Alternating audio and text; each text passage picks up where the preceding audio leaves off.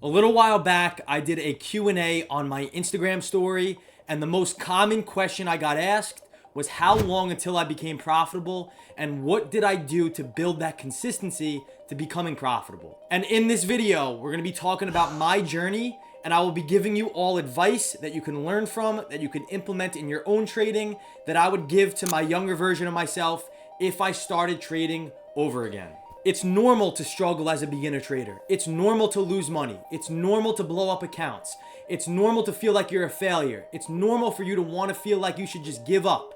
But the best traders are the ones who could ignore all the noise and bounce back and do what's necessary to build that success. So let's first talk about the first 2 years of my trading journey from 2016 to 2018. I started trading in early 2016 as a senior in high school. I have family who currently work on Wall Street. My dad back in the day used to be a broker on Wall Street. Some of my family and friends trade independently. Some trade for a very big firm. And it's always been around me. It's always been in conversation over holidays, with friends, with family. And it's something that I always had a strong interest in doing. And looking back on it, who wouldn't want to become a trader or who wouldn't want to invest in the markets? Because the possibilities are endless. We can sit in the comfort of our own home, click a bunch of buttons on our computer, and make an infinite amount of money. So my interest really began back in early 2016 as a senior in high school. I'm 17 years old at the time. I was in economics class. We played an economics stock market game where we were just buying stocks and selling stocks that we wanted to invest in the long run. And by the end of the semester, whoever had the most amount of growth in their portfolio would pass the final without taking it. So this is really when I began to spark an interest because I was doing research on stocks, on companies, and I was simply just buying and selling them in hopes to make a profit. Now, the thing with this was majority of my classmates were buying and holding for an extended period of time, for a month, 2 months, and they were dumping it by the end of the semester. Me, I was actively trading it because that's what I knew my family did, and I got a glimpse of it and how to grow an account in this stock market game with fake money. Now, early January 2016 to summer of 2016, I'm just playing this game. I'm not trading my own money. I don't even have a brokerage account set up, but I'm learning about how to invest, how to trade, how to use patterns, how to look up the top gainers, top losers, and how to capitalize on short-term, intraday, day trading type of moves. Also, in this January to the summer period was the period that I am looking to get into college. I got a scholarship to run track and field at Manhattan College. I was a sprinter. It's what my passion was at the time, and that's all I had my focus on was just going to school, running track, and being the best version of myself running. Now, end of 2016, college starts. I'm experiencing the normal college life, meeting new friends, going out partying, going to track practice, and just doing the normal motions that every single 18-year-old college student would do. The thing with me was I was a student athlete, so I had to go into study hall, meaning I forgot how many hours a week it was, but an X amount of hours per week, I had to go into a dedicated study hall with other athletes and essentially do homework that I may have missed due to track meets or due to practice. So they essentially force you to do work X amount of hours per week. And of course me, since I'm starting to learn how to trade, I was not doing any work in study hall. I was learning trading. I was researching chart patterns. I was researching other people's videos, learning volume, learning trend lines, MACD, RSI, and just the normal retail traders, what everybody learns to start with. I was going through these similar motions, but keep in mind, this is 2016. This is almost 8 years ago. And my charts looked like this. They were very messy with 100 different indicators. And to be honest, looking back at it, it was not something that I had tested. It was not something that had worked for me. I just did it because I saw other people doing it and it looked cool. Now, September 2016 comes. I opened up my first trade after doing all the research, after having all the indicators on my charts. What I looked at was the top gainer in the stock market, and I essentially bought it. Now, this trade worked. I had $300 in my account. I remember this vividly because it made me feel so good. $300 in my account. It turned into a $180 profit trading ticker symbol TCCO. I sold on my phone at track practice. I had the best practice ever. I felt like I was the man, and I felt like this is something that I can really do and really make a lot of money off of just by the glimpse of a small $300 account that I grew by over 50%. Well, guess what happened next? Over the next 2-3 months, I was making $10 here, $20 here, $30 there, but my losses were about equal or even more than my wins. I was losing $50, $30, and I just saw my account deplete and go down like a spiraling downtrending chart. Then I took one other trade and lost that full account, and I essentially blew it up. Now, back then, I didn't really know what blowing up an account means. It's more of a common term that a lot of traders use now. And looking back on it, it was probably the best thing that I ever did because there's a lot of lessons to be learned from this point on. Now, the last quarter of 2016, I honestly thought that I blew my first $500 account because I was trading with too little of a trading account. I felt like I had the small amount of money and it was limiting how much I could trade or the possibilities that I can do due to my position size. This was the worst thing that I ever thought about doing. I just turned 18 now in October of 2016. From confirmations, from my communion, and from selling loaded up fire sticks, I had about $23,000 saved up at that point. I threw it into multiple trading accounts, all for $3,000, and then I had one account on reserve for $10,000, which was basically my large account at the time. Keep in mind, I have no edge, I have no system, and I have a large trading account with basically at 18 years old my life savings. Now by year end, I blew up my first $3,000 trading account. It was from this chart right here. I saw the market gap up.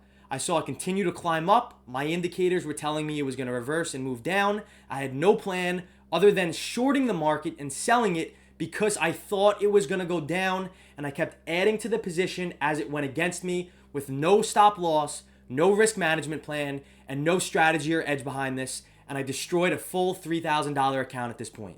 Now 2017 comes, it's winter break, I have no school, I have no track, no study hall. I'm fully focused on trading. I got 2 additional monitors. At this point, I'm trading just price and volume. I removed all the indicators. I blew my first account. I was like, okay, this is all the indicators' fault. Now I'm going to strictly price and volume, but the issue was I was following other traders' alerts or signals. I bought some other traders' chat rooms, I bought some other traders' programs, and I kept following their alerts or signals. Hey, I'm long this penny stock here. Or hey, I'm short this stock here. And I was getting in for no other reason than other people on the internet were telling me they were in or out. Now, summer of 2017 comes. I blew up another account. At this point, I'm not following other people's alerts or signals, but now what I'm doing is strategy hopping or strategy jumping. I watched one video on him. He did this. I tried it. I lost on it. I go try somebody else's. He did it. I lost on that. And now I'm just going back and forth through the motions, not progressing at all. Now, over this summer, I'll be honest with you guys, I was very embarrassed to go sit with my family or go sit with my uncle and learn from him because I felt like I didn't have the knowledge, and I kept telling my friends and family that, you know, I'm day trading and everything's all good. But in reality, I was actually losing money in my first year, and I was so embarrassed to go sit with him and talk to him for me to act like I don't know what I'm talking about to him. But I did it. He gave me some very solid advice. I started to learn options trading on major market leading stocks like Apple, Tesla, Amazon, Facebook. And the best advice he told me to do was to build a database, because when you have a database, you have hard physical evidence that you can dissect that you know works out for you. First semester starts my second year, early 2017, blow up another account. And now we're going to get into end of 2017 when things really started to change. I do not believe in luck in the markets. However, I believe everything that happens for a reason. This was back when blockchain and all the Bitcoin and all the coins sympathy plays were really getting hyped up. Similar to like GameStop and AMC a few years ago. That was the case with other names like Riot, Watt, Longfin.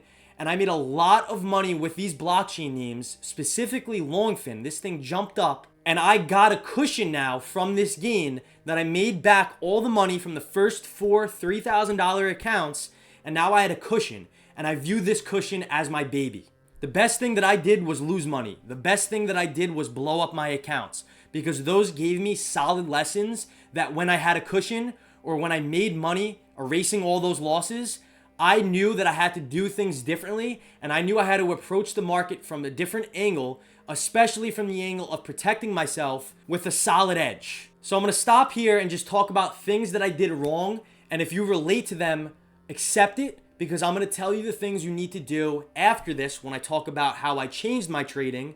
I'm going to give you the advice that's needed to become profitable or to become consistent at least. So the first thing that I did wrong was I was looking for a holy grail or a strategy that had a 100% win rate that worked better than some other strategy. Number two is I was entering trades blindly without a plan. I saw the market gapping up. I kept shorting it and shorting it and shorting it. I saw the market selling off. I tried to buy it and it kept selling off even lower. I was also following other people's alerts or signals. I was literally sitting and waiting on my computer for Joe Schmo to type out that he's long a very illiquid penny stock, for that thing to pump, for him to make money, and for me to lose out money on it. I was also treating trading at that point as a hobby, not a job. I thought I was putting in work every single day and I was getting better just because I opened up my computer and I watched the market daily. But in the markets, showing up is not good enough. You could show up every day and you're not going to become better. It's the work that you put outside and inside the market, especially when it's closed. Showing up is not enough. Now, start of 2018 comes. I'm still in school, but the previous year I had a goal with my parents and they wrote this down on a piece of paper that I said if I can make 6 figures from the market, I could cross that $100,000 mark, they would let me drop out of school and pursue trading full time. Now, with that long fin trade, I had the cushion, and at that point, I had a lot of money in my hands for an 18-year-old. A few major things that I did and shifted that I learned from my first 2 years was now I was trading with small size, I was focusing on price and volume, I was focusing on my own analysis, I was trading options, and I was doing the things necessary to build that consistency. I was journaling all my trades. I was reviewing and collecting all my databases.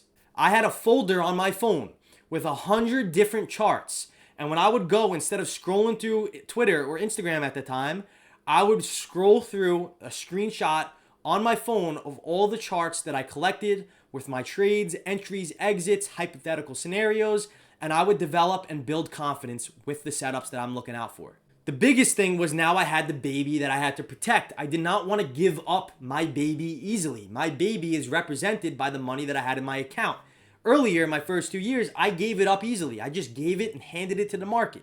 Now I'm really protecting this thing by implementing proper risk management with all my setups. Summer of 2018 comes. I eventually hit the goal. I'm making solid profits now. But besides the profits, now I'm implementing proper risk management where my losses are so small compared to my wins that my wins are taking care of the losing trades. This is about 2.5 years now into my trading journey. A day before my birthday in 2018, I had the largest trade ever on Amazon options. Amazon absolutely tanked and the options went up over 1,000%.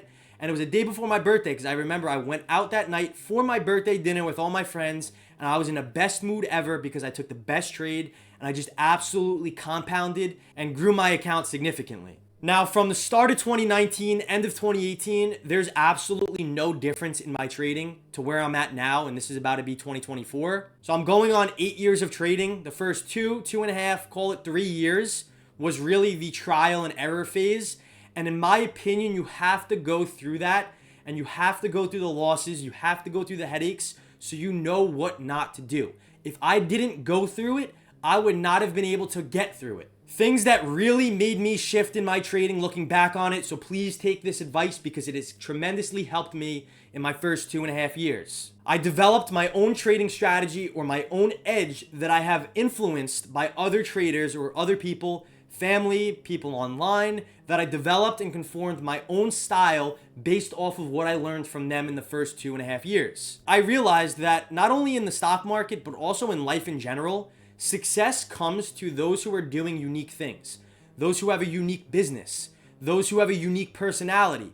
Those are the ones who are going to stand out, and those are the ones who are going to find success. Value is built by not being generic, but value is built by being unique and developing a unique approach to the market. Also, getting very creative with my trades, being able to solve problems and thinking critically when a problem arises in the market is a very successful attribute of a successful trader. If everybody's doing something or everybody's buying or everybody's selling it, then the reliability of it becomes much slimmer. For me personally, I like buying when majority of traders are fearful, and I like selling when majority of traders are greedy. Now, I firmly believe, for me personally, the greatest edge in the market comes from when there is a lot of pain. When a lot of other participants are in pain, or when they're stopping out, or when their position is not going in their favor, Where there is pain, there will be a lot of gain, and that's our opportunity to find that gain from other traders' pain. Also, now that I had this baby of the money in my account that I was protecting, I knew I couldn't go back into old habits that made me essentially just hand it to the market in my first 2.5 years. I implemented a solid risk management system. Every single trade that I took, I don't care if it was $100 or $200, my winners were 2 times or more greater than my losing trades.